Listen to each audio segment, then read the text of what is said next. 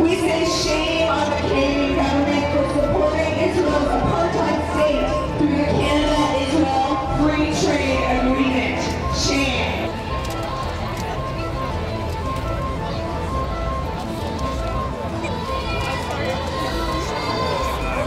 Living in Canada, I'm deeply disgusted with this country's official response to the bombings, to the treatment of our own Indigenous people.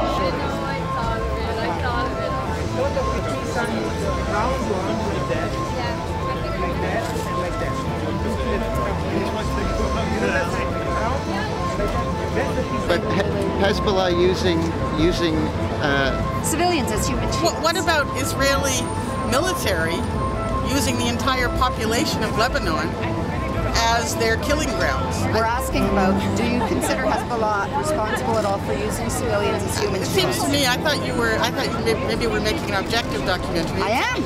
Well, if their policy is not to target civilians, why are they raining bombs down on the people of Lebanon? Because Hezbollah has embedded themselves inside the civilian population. Do not see the news? Is incorrect. Hezbollah is a popular resistance movement. The Lebanese government's called it a popular resistance movement. And nearly 90% of Lebanese citizens have said they support what Hezbollah is doing.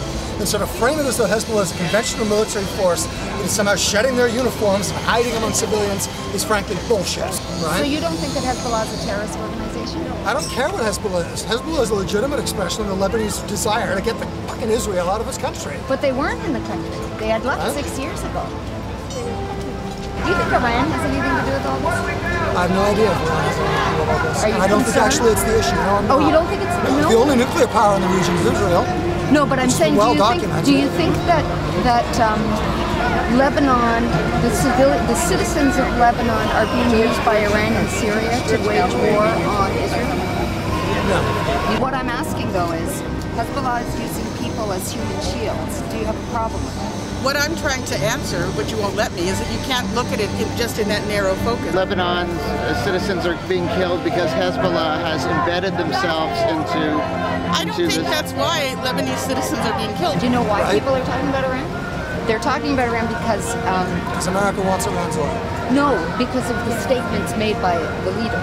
Actually, like the famous one about rolling Israel back into the sea, it's widely shown that it's a mistranslation. No. He talked about wiping them off the map. Yeah, the wiping off the map. You're saying it's not a mistranslation. Terrorism is not something that Israel supports, and it's not something that Canada supports, and as Canadians, we don't want it here. And basically, the people standing over there are saying that Hezbollah is not a terrorist organization, and we're saying yes it is. So what do you think should happen to Israel and the Jews? What do you think? Do you think Israel has a right to exist? I think one person, one vote, one state. That's what I think. You think the Jews would survive if there was one person, one vote? How do you mean survive? They don't think they'd be killed?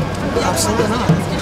Do you have anything to say about the human rights violations in the Middle East? You don't? To a certain extent, yeah, and you can't blame them to a certain extent because they're the only true resistance that they've got. So if you've got a group of people that are fighting that hard against a superpower, then how, and if you're getting killed, then you figure you have to support them to a certain extent. Except I'm trying to figure out what were they resisting, because Israel got out of Lebanon 6 years ago. Like what precipitated this situation today? Because they weren't occupied. They had this deal going on where they kidnap one another and trade off prisoners. Every time I ask you the question, you bring it back to Israel. I'm asking, what do you think about homosexuals being persecuted in Muslim countries? I think that sucks. But you don't speak out against it. Because that plays right into the hands of a ruling class in this country that's trying to demonize Muslims. And don't give your fucking big side, right? There are two sides right here. I would rather deal with the evil of George Bush than have my clitoris cut off. Yes. Speaking of that area, there's tribes in Africa that cut them off, and those women are statistically proven to have more orgasms than women in the West. I don't care. It is anti-Semitism when Israel is singled out. For instance, you talk about the persecuted Palestinian people in the occupied territories or even in Israel proper. But the fact that you would single that out and not anything else to them proves that it's anti-Semitism, because you never single out anybody else Pakistan, for the same kinds of, or even more egregious human rights violations. That's why they think, they wonder why you single them out. Because these people are the pointed end of American imperialism in the Middle East. That's what the Zionist project It's all about was imperialism. It is all about imperialism, absolutely. I don't know any other illegal state other than Israel.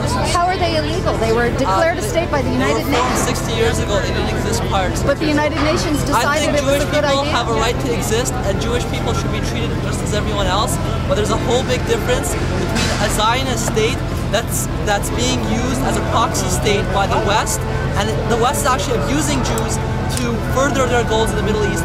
Well, for one thing, we do have a conservative government, so at least on a plurality level, there is support for Israel, and I think it's rising day by day.